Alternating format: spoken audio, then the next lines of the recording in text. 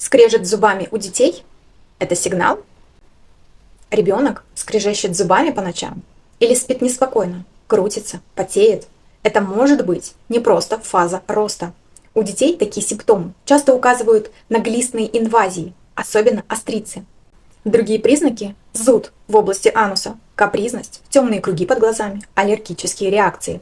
Даже если анализ кала ничего не показывает, это не значит, что их там нет. Напиши «ребенок» в комментариях, а если не хочешь ждать, то пиши сразу в WhatsApp, номер в шапке профиля. И я расскажу, как подойти к очищению мягко, безопасно для ребенка.